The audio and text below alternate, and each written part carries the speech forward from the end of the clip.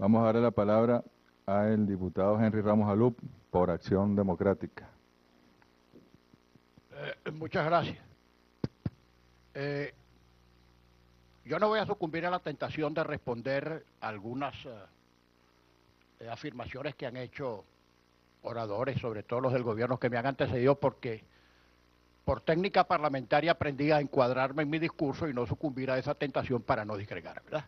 Entonces, eso lo pudiéramos dejar para otro debate porque hay cosas muy interesantes que discutir. Y me voy a dirigir fundamentalmente a Nicolás Maduro porque es el presidente en ejercicio, porque es el jefe del Estado y es el jefe del gobierno.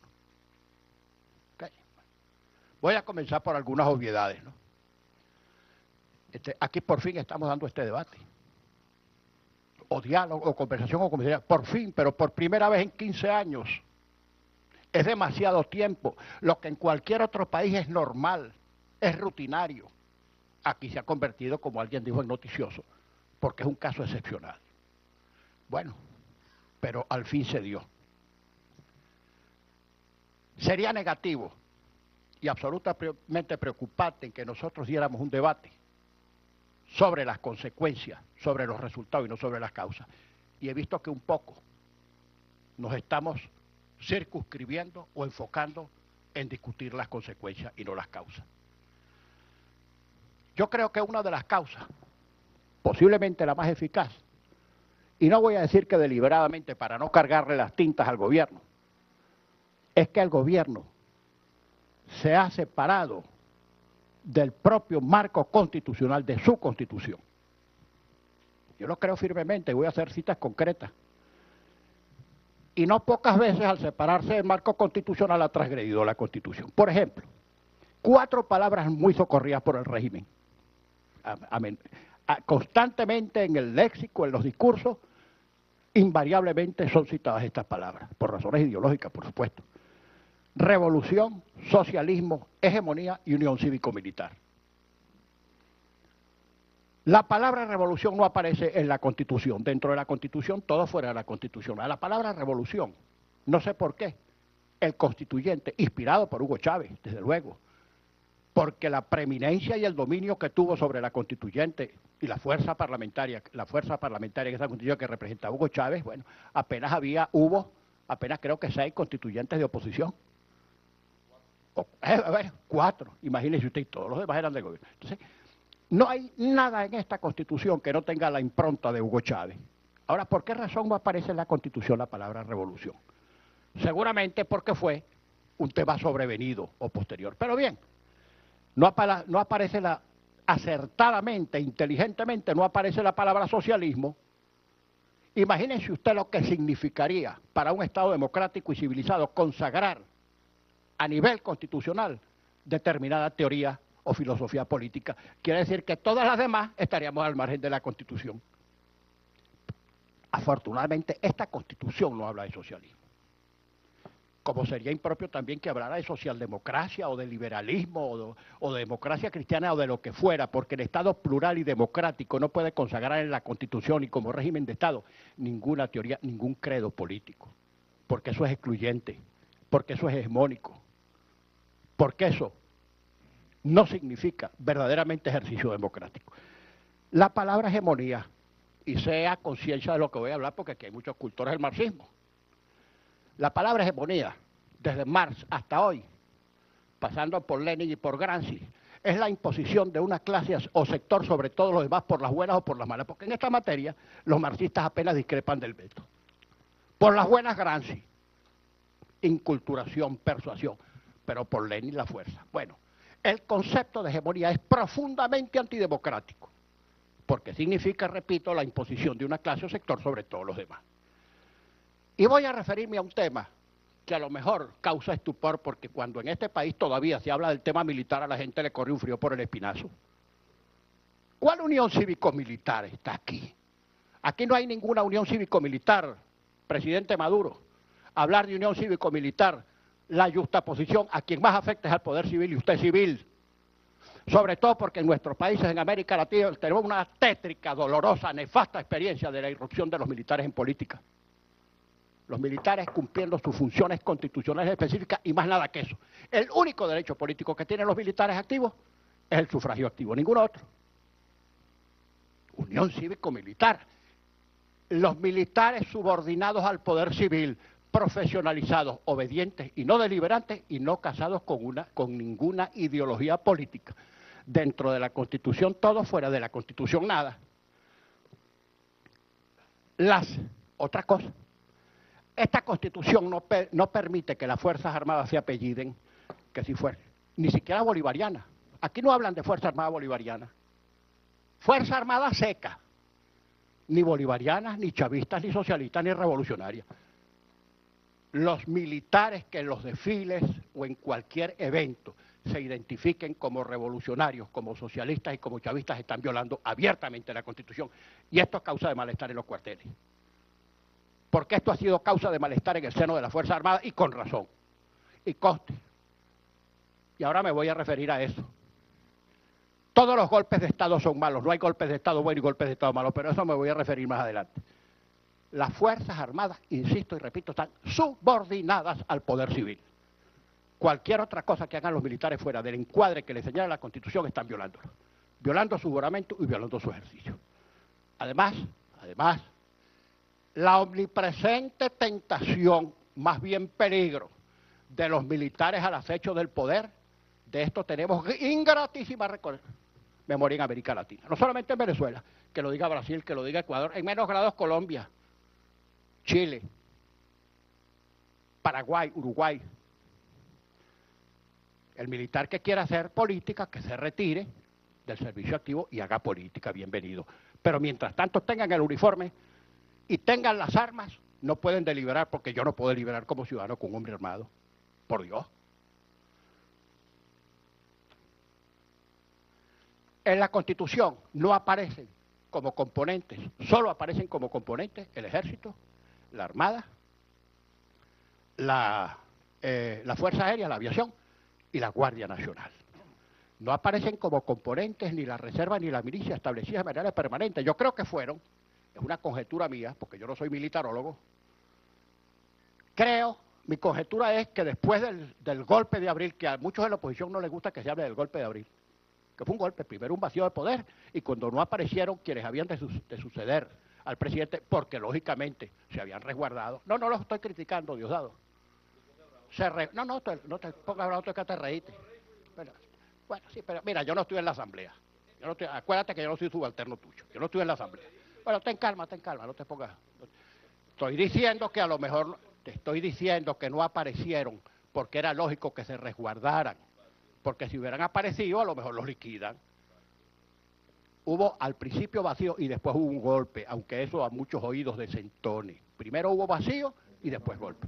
Las dos cosas, una primero y otra después, pero sí hubo golpe. Bueno, y esto que yo estoy diciendo tiene la virtud de que no le gusta ni al gobierno ni a la oposición tampoco. Pero, en fin, lo digo porque eso fue lo que pasó. Bien. Pero a raíz de eso es cuando Chávez crea los dos componentes, la reserva y la milicia. Pienso yo que como poderes equilibrantes. Porque, ojo, los golpes de Estado no los damos los civiles, los dan los militares. Y a Chávez le dieron el golpe a los militares, su alto mando militar, que le exigieron la renuncia, la cual aceptó, según expresó Lucas Rincón, que era el militar de más alto grado de aquel momento. Los golpes de Estado no los damos los civiles. No sé si habrá algún civil por allí en la oposición lo suficientemente lerdo como para creer que los que tienen tanques, cañones, aviones, soldados y fusiles van a dar un golpe de Estado para ponerle la banda a un civil. Además, ningún gobierno surgido de golpes de Estado puede, en esta América Latina, en este mundo contemporáneo, sobrevivir. Ahora, tampoco puedo garantizar que no haya militares que quieran dar un golpe, vaya usted a ver, ni civiles que no se dejen, que no estén atentos a las tentaciones de dar un golpe de consuelo con los militares. Ahora sí les quiero decir una cosa, no sé si es una recomendación o una reflexión o lo que sea. No se puede seguir con la tesis del golpe apellidado o sustantivado, el golpe suave, golpe por etapas, golpe poco a poco, porque ese es un factor autodesequilibrante. Si la gente empieza a hablar que está en golpe, un curso en golpe, un golpe de Estado en curso, que están preparando, que puede haber... Eso a quien debilita fundamentalmente es al gobierno. Ahora, si tienen certeza de que hay un golpe, señalen a los civiles y a los militares que están incursos en ese golpe pero no con organigramas más o menos imaginarios. General tal, coronel tal, civil tal, partido tal, fulano de tal. Y más nada, y se desmarca. Yo le puedo asegurar a usted, y mire que yo no hablo pamplinada, que yo no he escuchado jamás, ni siquiera he tenido la mínima sospecha en la mesa de la Unidad Democrática de factores que estén en alguna conspiración militar. Y repito, si hay algún bobo lo suficientemente tal para creer que algún militar va a un golpe para poner la banda a un civil, allá él. Lo van a enterrar, como decían en mi tierra, lo van a enterrar en urna blanca como la señorita. Mire, vicepresidente, sí, a lo mejor me pasa un poquitico, pero quédese tranquilo, que es mucho lo que tengo que decir, porque tengo 15 años escuchando cadena con mucha tolerancia y este chance no lo voy a tener muchas veces. No me suene la campana. Tenga un poquitico de lasitud, porque yo tengo de verdad cosas que decir que son interesantes para todos. Bueno, o sea que cuidado con la unión cívico-militar, la yuxtaposición más bien pone en peligro al poder civil, es lo que yo creo. Otro tema. Mire, presidente, la Constitución garantiza la separación de los poderes. Yo creo que esa es una institución más o menos imaginaria, porque uno ve a veces una especie de solución del continuo, el ukase presidencial. El presidente dice una cosa y eso rebota idéntico. Bueno, en la Asamblea Nacional se comprende porque es un cuerpo político, pero igualito en los tribunales y en la Fiscalía. Yo le voy a dar un dato a usted nada más para que tome nota. Que en 15 años no ha habido un solo juicio importante, ni uno, ni un hito. Juicio importante donde el gobierno si demandó, gana. Y si lo demandaron, también gana. Bueno, digno de replay. Ningún juicio importante, revise los tribunales. Cada vez que el gobierno es demandado, gana. Cuando el gobierno demanda, gana. Y si al gobierno lo demandan, también el gobierno gana. Bueno, esos abogados son un fenómeno. Ok. Ha habido juicios, a lo mejor, pero en los juicios importantes esto es lo que ha pasado. Solamente un juicio perdió el gobierno, que fue aquella decisión del tribunal declarando que el 11 de abril no hubo golpe sino vacío, pero ese juez fue expelido. Ahora, ese juez ha debido sentenciar dos cosas, primero hubo vacío y después golpe, aunque al diputado Cabello no le guste la tesis que yo estoy escribiendo. ¿Okay? No, porque usted la critica, pero hubo las dos cosas, de verdad que hubo las dos cosas. De verdad que hubo las dos cosas, no se ponga bravo. Bueno, las leyes establecen la independencia del Poder Judicial. Independencia del Poder Judicial, pero vemos a veces, incluso en la instalación del año judicial de todos los años, vemos hasta magistrados absolutamente identificados como que si fueran dirigentes políticos. Esto le hace mal, no solamente al funcionamiento del sistema judicial, sino a la confianza o a la desconfianza que se genera en los ciudadanos, que llegan a la conclusión de que aquí no hay ningún poder equilibrante, de que si usted se topa con el gobierno, pierde en el Ejecutivo, en el Legislativo desde luego, porque es un cuerpo político, y pierde también el judicial. Eso es malo para la democracia como sistema. Es inconstitucional, alcalde Jorge Rodríguez, territorializar la protesta. No, nada de territorialización. Imagínense usted, si por temor a la eventualidad de que se pueda producir un disturbio, cualquiera que sea su entidad, todos los alcaldes del gobierno y todos los gobernadores del gobierno territorializan la protesta. No, mi municipio no, porque es territorio de paz. Bueno, quedamos los opositores confinados a protestar en parte de 3 gobernaciones y en 65 alcaldías de 335. Eso no puede ser. Es inconstitucional porque haría nugatorio el derecho que nos consagra el texto fundamental, ese principio de la territorialización de la protesta. ¿Qué tienen que hacer? Vigilar si alguien se excede, aplicarle la ley. Si yo voy a su municipio y yo quemo y yo incendio y yo causo lesiones o daños, castíguelo. ¿Ok? Otra cosa, no se puede determinar la culpabilidad por asociación. Quiero precisar claramente que a sociedad, cuando estoy diciendo que no se puede responsabilizar a nadie por asociación, no me estoy refiriendo de la asociación para delinquir, porque hay asociación para delinquir. La gente puede ser autor intelectual, perpetrador, cómplice, cooperador inmediato, etcétera. No, me refiero a la culpabilidad por asociación, que si en una manifestación el dirigente político que pide el permiso o que funge como líder de la manifestación, si algún copartidario suyo delinque, entonces yo voy preso por asociación. No, no, porque desde hace muchos tiempos, siglos, la responsabilidad penal es personalísima e intransferible. Si yo como secretario general de Acción Democrática convoco una manifestación y unos cuantos compañeros de partido se exceden, yo no soy punible, no me pueden castigar a mí, castíguenlo a él, y en todo caso yo procurando extremar la vigilancia. Otra cosa, presidente Maduro, aunque el presidente Chávez en su momento hizo una frase ingeniosa, porque ingenioso, y se le movía el coco, nadie puede negarlo, ni el más rotundo de sus adversarios, yo fui un gran adversario, pero yo lo oía completico en todas las ruedas de prensa. A veces me reía, a veces me ponía bravo, pero las oía completicas, porque era un gran comunicador, y además por algo estaba ahí. Bien, a él se le ocurrió una frase ingeniosa cuando nosotros en la oposición empezamos a hablar de los presos políticos. Él dijo, no son presos políticos, son políticos presos. Bueno, aquí el orden de los factores no altera el producto. Sean políticos presos o presos políticos o exiliados, lo están por razones políticas y esos casos hay que revisarlos. Hay que revisarlos. Hay mucha gente, repito, presa y en el exilio por razones políticas. Ya me referí al tema de los golpes de Estado.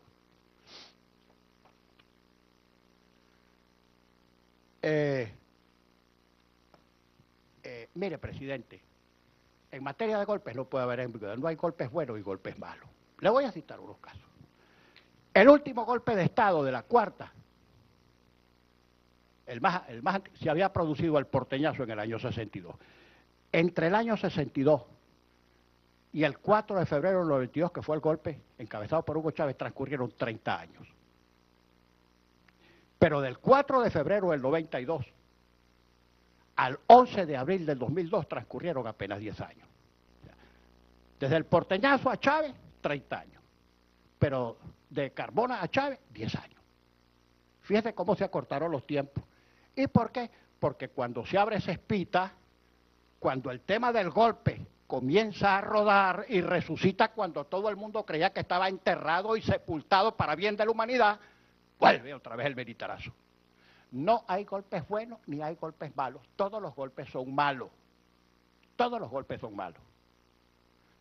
Cada vez que le den un golpe de Estado a un gobierno electo popularmente, no importa cuál sea su desempeño, fuera de los mecanismos que establece la Constitución para sustituirlo, ese golpe es malo. No importa quién lo dé. ¿Okay? Otra cosa, el léxico oficial, presidente. La tendencia a identificar, quizás como un escudo protector, patria con Estado con gobierno. Ergo, si yo hablo del gobierno mal o lo critico, estoy hablando mal de la patria. No, yo tengo derecho a criticar al gobierno y ser perfectamente patriota, y lo puedo hacer en Venezuela o en el exterior. Claro, lo que no puedo hacer es conspirar, porque estaría saliéndome del marco constitucional, pero la crítica la puedo hacer donde sea, porque no puede haber esa triple identidad de patria, Estado y gobierno, que son tres cosas distintas.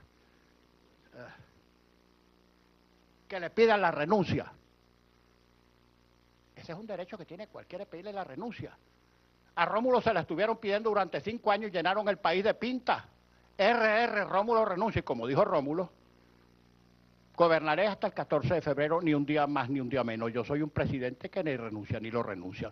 Si mi efecto de pedirle a usted la renuncia tuviera un efecto que se materializara, usted podría preocuparse, pero yo le puedo pedir a usted 100 veces la renuncia y como es potestad usted renuncia. No, usted le resbala y usted no renuncia. O sea, no hay que angustiarse por esto, porque cualquiera le puede pedir a cualquier funcionario la renuncia, no importa que haya sido electo. ¿Dónde está la herejía? Amnistía. Yo entiendo que el gobierno tenga paciencia, vicepresidente.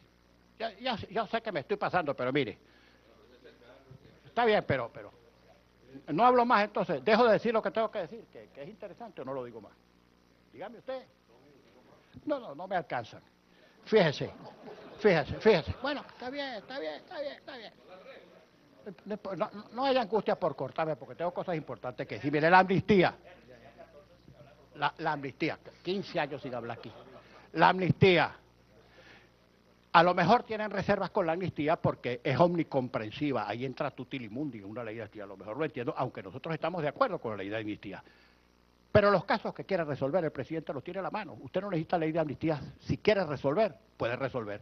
Porque usted tiene dos expedientes. Uno, el indulto. Desde la época de Caldera incluso no hace falta sentencia. El Código Penal define el indulto diciendo el indulto gracias que condona la pena, para lo cual se requeriría que hubiese sentencia definitivamente firme. Pero Caldera le dio a Miguel Silvio Sanz durante su primer gobierno un indulto dentro del proceso. Y de ahí se consagró la tesis del indulto procesal. Pero bueno, o tiene el indulto o tiene el sobreseimiento, que lo puede dictar el presidente en cualquier estado y grado de la causa. Chávez fue sobreseído por Rafael Caldera sin que hubiera juicio, o sea, un juicio que el mismo Chávez detuvo porque no se presentó en estrado, en un gesto de protesta, de rebeldía. Usted tiene indulto y sobreseimiento en los casos que quiera resolver. Y en esta materia yo sé que el gobierno tiene limitaciones, porque ustedes tienen problemas como tenemos en la oposición. Presiones tenemos todos, pero el gobierno no puede andar caminando sobre cristales a la hora de decidir. Cuando tenga que decidir, decida. Riesgos y presiones, costos políticos, todos los pagamos. Nosotros pagamos un costo por estar aquí, y lo tenemos que pagar porque Venezuela vale cualquier costo, cualquier precio. Bueno, y finalmente, ya para terminar, mire, Nicolás, créame que lo que le voy a decir, se lo voy a decir con el corazón porque yo estoy pensando en mi país. Yo nací aquí y aquí me van a enterrar. El éxito de esto que estamos haciendo aquí, la verdad es que depende muy poco de nosotros, depende de usted que es el jefe del Estado. Porque todas las decisiones que hay que tomar y todas las propuestas que vamos a hacer pasan por una decisión del jefe del Estado. Este proceso se salva si el jefe del Estado resuelve. Si el jefe del Estado no resuelve, este proceso murió al nacer. Muchas gracias, y muchas gracias, señor vicepresidente, por su generosidad abrumadora. Se encadenó Henry Ramos, ¿no? Bueno. Si en una manifestación el dirigente político que pide el permiso o que funge como líder de la manifestación, si algún copartidario suyo delinque, entonces yo voy preso por asociación. No, porque desde hace muchos tiempos, siglos, la responsabilidad penal es personalísima e intransferible. Si yo como secretario general de Acción Democrática convoco una manifestación y unos cuantos compañeros de partido se exceden, yo no soy punible, no me pueden castigar a mí, castíguenlo a él, y en todo caso yo procurando extremar la vigilancia. Otra cosa, presidente Maduro, aunque el presidente Chávez en su momento hizo una frase ingeniosa, porque ingenioso, y se le movió el coco, nadie puede negarlo, ni el más rotundo de sus adversarios. Yo fui un gran adversario, pero yo lo oía completico en todas las ruedas de prensa. A veces me reía, a veces me ponía bravo, pero las oía completicas, porque era un gran comunicador, y además por algo estaba ahí. Bien, a él se le ocurrió una frase ingeniosa cuando nosotros en la oposición empezamos a hablar de los presos políticos. Él dijo, no son presos políticos, son políticos presos. Bueno, aquí el orden de los factores no altera el producto. Sean políticos presos o presos políticos o exiliados, lo están por razones políticas, y esos casos hay que revisarlos. Hay que revisarlos. Hay mucha gente, repito, presa y en el exilio por razones políticas. Ya me referí al tema de los golpes de Estado.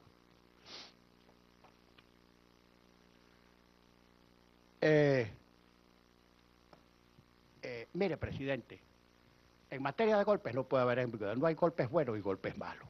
Le voy a citar unos casos. El último golpe de Estado de la cuarta, se había producido el porteñazo en el año 62.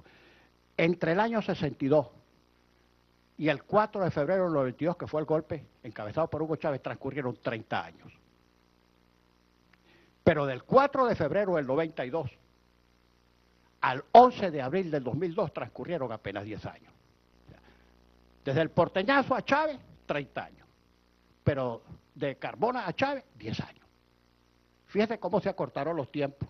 ¿Y por qué? Porque cuando se abre esa espita, cuando el tema del golpe comienza a rodar y resucita cuando todo el mundo creía que estaba enterrado y sepultado para bien de la humanidad, vuelve otra vez el militarazo.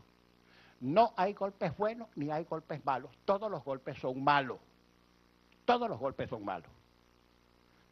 cada vez que le den un golpe de Estado a un gobierno electo popularmente, no importa cuál sea su desempeño, fuera de los mecanismos que establece la Constitución para sustituirlo, ese golpe es malo.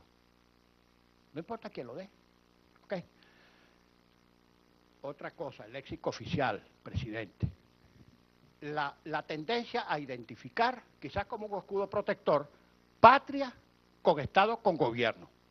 Ergo, si yo hablo del gobierno mal o lo critico, estoy hablando mal de la patria. No, yo tengo derecho a criticar al gobierno y ser perfectamente patriota, y lo puedo hacer en Venezuela o en el exterior. Claro, lo que no puedo hacer es conspirar, porque estaría saliéndome del marco constitucional, pero la crítica la puedo hacer donde sea, porque no puede haber esa triple identidad de patria, Estado y gobierno, que son tres cosas distintas. A la oposición no le gusta que se hable del golpe de abril, que fue un golpe, primero un vacío de poder, y cuando no aparecieron quienes habían de suceder al presidente, porque lógicamente se habían resguardado. No los estoy criticando, Diosdado. No te pongas bravo, que te reíste. Bueno, sí, pero mira, yo no estuve en la asamblea. Acuérdate que yo no soy subalterno tuyo. Yo no estuve en la asamblea. Bueno, ten calma, no te pongas. Estoy diciendo que a lo mejor, te estoy diciendo que no aparecieron porque era lógico que se resguardaran. Porque si hubieran aparecido, a lo mejor los liquidan. Hubo al principio vacío y después hubo un golpe, aunque eso a muchos oídos desentone. Primero hubo vacío y después golpe. Las dos cosas, una primero y otra después, pero sí hubo golpe. Bueno, y esto que yo estoy diciendo tiene la virtud de que no le gusta ni al gobierno ni a la oposición tampoco, pero en fin, lo digo porque eso fue lo que pasó. Bien, pero a raíz de eso es cuando Chávez crea los dos componentes, la reserva y la milicia. Pienso yo que como poderes equilibrantes. Porque, ojo, los golpes de Estado no los damos los civiles, los dan los militares. Y a Chávez le dieron el golpe a los militares, su alto mando militar, que le exigieron la renuncia, la cual aceptó, según expresó Lucas Rincón, que era el militar de más alto grado de aquel momento. Los golpes de Estado no los damos los civiles. No sé si habrá algún civil por allí en la oposición lo suficientemente lerdo como para creer que los que tienen tanques, cañones, aviones, soldados y fusiles van a dar un golpe de Estado para ponerle la banda a un civil. Además, ningún gobierno surgido de golpe de Estado puede, en esta América Latina, en este mundo contemporáneo, sobrevivir. Ahora, tampoco puedo garantizar que no haya militares que quieran dar un golpe, vaya usted a ver, ni civiles que no se dejen, que no estén atentos a las tentaciones de dar un golpe de consuelo con los militares. Ahora sí les quiero decir una cosa, no sé si es una recomendación o una reflexión o lo que sea. No se puede seguir con la tesis del golpe apellidado o sustantivado, el golpe suave, golpe por etapas, golpe poco a poco, porque ese es un factor autodesequilibrante.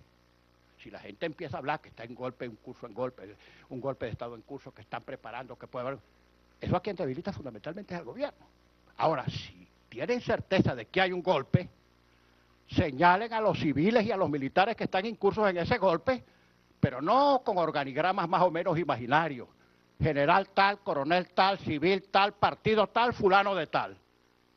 Y más nada, y se desmarca. Yo le puedo asegurar a usted, y mire que yo no hablo pamplinada, que yo no he escuchado jamás, ni siquiera he tenido la mínima sospecha en la mesa de la Unidad Democrática, de factores que estén en alguna conspiración militar. Y repito, si hay algún bobo lo suficientemente tal para creer que algún militar va a dar un golpe para ponerle la banda a un civil, allá él. Lo van a enterrar, como decían en mi tierra, lo van a enterrar en urna blanca como la señorita. Mira, vicepresidente, sí, a lo mejor me pasa un poquitico, pero quédese tranquilo, que es mucho lo que tengo que decir, porque tengo 15 años escuchando cadena con mucha tolerancia y este chance no lo voy a tener muchas veces. No me suene la campana. Tenga un poquitico de lasitud, porque yo tengo de verdad cosas que decir que son interesantes para todos. Bueno, o sea que cuidado con la unión cívico-militar, la justaposición más bien pone en peligro al poder civil, es lo que yo creo. Otro tema. Mire, presidente, la Constitución garantiza la separación de los poderes. Yo creo que esa es una institución más o menos imaginaria, porque uno ve a veces una especie de solución del continuo, el ukase presidencial. El presidente dice una cosa y eso rebota idéntico. Bueno, en la Asamblea Nacional se comprende porque es un cuerpo político, pero igualito en los tribunales y en la Fiscalía. Yo le voy a dar un dato a usted nada más, para que tome nota. Que en 15 años no ha habido un solo juicio importante, ni uno, ni un hito. Juicio importante donde el gobierno si demandó, gana. Y si lo demandaron, también gana. Bueno, digno de replay. Ningún juicio importante, revise los tribunales. Cada vez que el gobierno es demandado, gana. Cuando el gobierno demanda, gana. Y si al gobierno lo demanda, también el gobierno gana. Bueno, esos abogados son un fenómeno. ¿Entiendes? Ok. Ha habido juicios, a lo mejor, pero en los juicios importantes esto es lo que ha pasado. Solamente un juicio perdió el gobierno, que fue aquella decisión del tribunal declarando que el 11 de abril no hubo golpe sino vacío, pero ese juez fue expelido. Ahora, ese juez ha debido sentenciar dos cosas, primero hubo vacío y después golpe, aunque al diputado Cabello no le guste la tesis que yo estoy escribiendo. ¿Okay? No, porque usted la critica, pero hubo las dos cosas, de verdad que hubo las dos cosas. De verdad que hubo las dos cosas, no se ponga bravo. Bueno, las leyes establecen la independencia del Poder Judicial. Independencia del Poder Judicial, pero vemos a veces incluso en la instalación del año judicial de todos los años, vemos hasta magistrados absolutamente identificados como que si fueran dirigentes políticos. Esto le hace mal, no solamente al funcionamiento del sistema judicial, sino a la confianza o a la desconfianza que se genera en los ciudadanos, que llegan a la conclusión de que aquí no hay ningún poder equilibrante, de que si usted se topa con el gobierno, pierde en el Ejecutivo, en el Legislativo desde luego, porque es un cuerpo político, y pierde también el judicial. Eso es malo para la democracia como sistema. Es inconstitucional, alcalde Jorge Rodríguez, territorializar la protesta. No, nada de territorialización. Imagínense usted, si por temor a la eventualidad de que se pueda producir un disturbio, cualquiera que sea su entidad, todos los alcaldes del gobierno y todos los gobernadores del gobierno territorializan la protesta. No, mi municipio no, porque es territorio de paz. Bueno, quedamos los opositores confinados a protestar en parte de 3 gobernaciones y en 65 alcaldías de 335. Eso no puede ser. Es inconstitucional porque haría nugatorio el derecho que nos consagra el texto fundamental, ese principio de la territorialización de la protesta. ¿Qué tienen que hacer? Vigilar si alguien se excede, aplicarle la ley. Si yo voy a su municipio y yo quemo, y yo incendio, y yo causo lesiones o daños, castíguelo. ¿Ok? Otra cosa, no se puede determinar la culpabilidad por asociación. Quiero precisar claramente que a sociedad, cuando estoy diciendo que no se puede responsabilizar a nadie por asociación, no me estoy refiriendo de la asociación para delinquir, porque hay asociación para delinquir. La gente puede ser autor intelectual, perpetrador, cómplice, cooperador inmediato, etcétera. No, me refiero a la culpabilidad por asociación. Vamos a darle la palabra al diputado Henry Ramos Alup por Acción Democrática. Muchas gracias. Yo no voy a sucumbir a la tentación de responder algunas afirmaciones que han hecho oradores, sobre todo los del gobierno que me han antecedido, porque por técnica parlamentaria aprendí a encuadrarme en mi discurso y no sucumbir a esa tentación para no disgregar, ¿verdad? Entonces, eso lo pudiéramos dejar para otro debate porque hay cosas muy interesantes que discutir. Y me voy a dirigir fundamentalmente a Nicolás Maduro, porque es el presidente en ejercicio, porque es el jefe del Estado y es el jefe del gobierno. ¿Okay? Voy a comenzar por algunas obviedades, ¿no? Aquí por fin estamos dando este debate. O diálogo, o conversación, o conversación, por fin, pero por primera vez en 15 años. Es demasiado tiempo. Lo que en cualquier otro país es normal, es rutinario. Aquí se ha convertido, como alguien dijo, en noticioso, porque es un caso excepcional. Bueno, pero al fin se dio.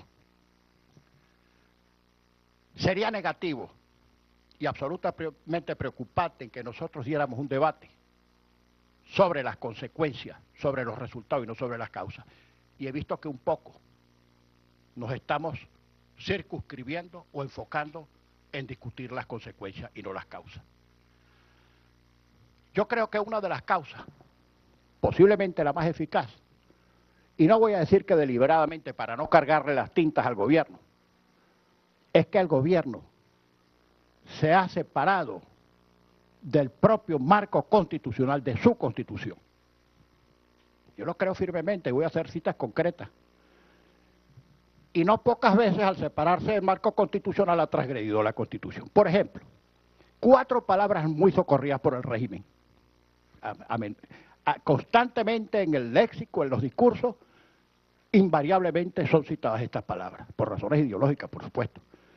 Revolución, socialismo, hegemonía y unión cívico-militar.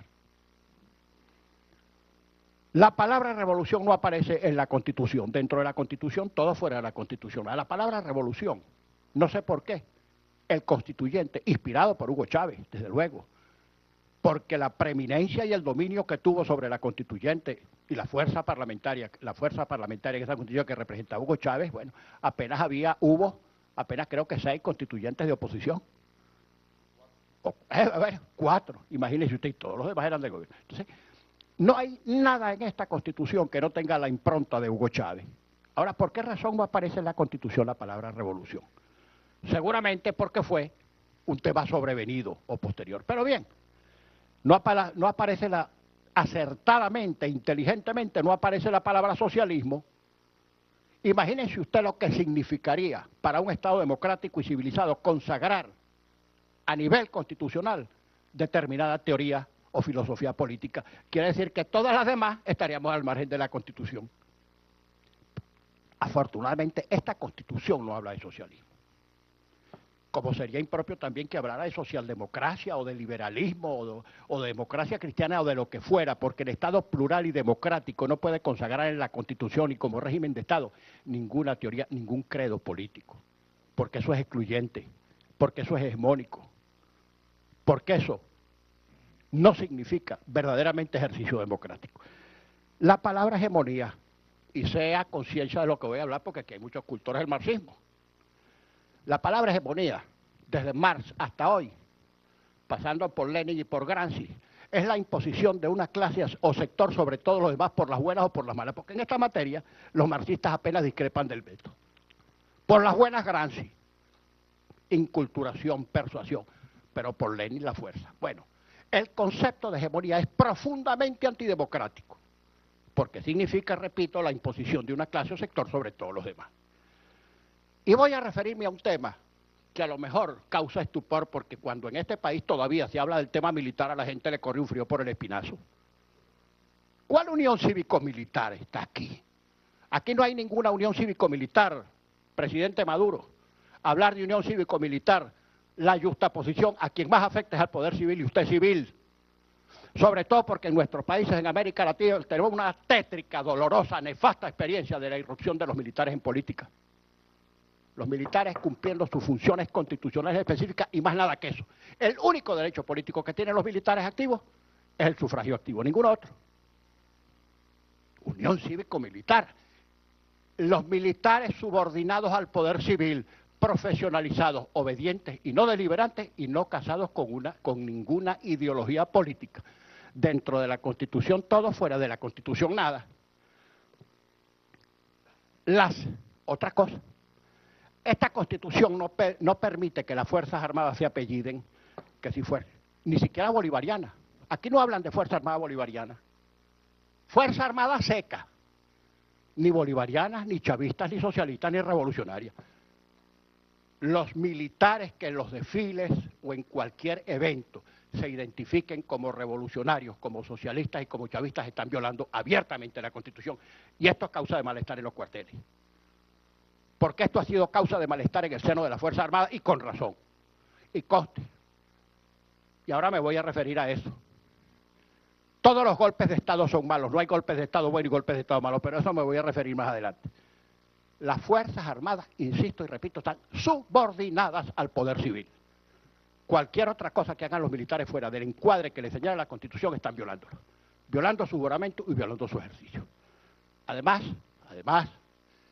la omnipresente tentación, más bien peligro, de los militares al acecho del poder, de esto tenemos ingratísima memoria en América Latina. No solamente en Venezuela, que lo diga Brasil, que lo diga Ecuador, en menos grados Colombia, Chile, Paraguay, Uruguay, El militar que quiera hacer política, que se retire del servicio activo y haga política, bienvenido. Pero mientras tanto tengan el uniforme y tengan las armas, no pueden deliberar, porque yo no puedo deliberar como ciudadano con un hombre armado. Por Dios.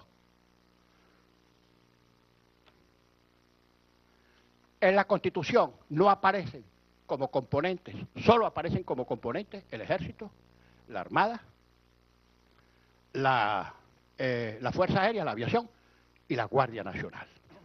No aparecen como componentes ni la Reserva ni la milicia establecidas de manera permanente. Yo creo que fueron, es una conjetura mía, porque yo no soy militarólogo, creo, mi conjetura es que después del golpe de abril, que a muchos de los